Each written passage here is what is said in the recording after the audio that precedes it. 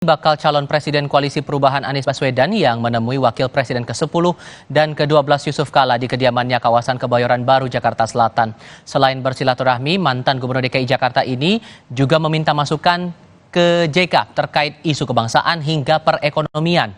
Menurut Anies, pengalaman JK 3 kali mengikuti Pilpres menjadi referensinya untuk Pilpres mendatang.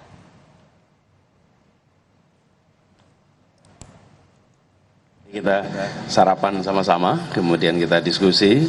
Seperti tadi saya sampaikan, berbicara masalah kebangsaan.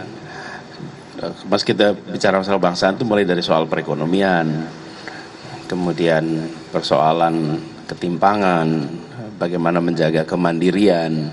Jadi diskusi panjang, termasuk juga pengalaman-pengalaman ketika Pak JK mengikuti pemilu, Pilpres yang tadi beliau sampaikan sudah 3 kali.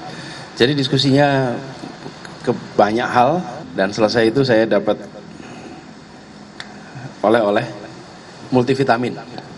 Jadi dapat multivitamin ini mudah-mudahan jadi tambahan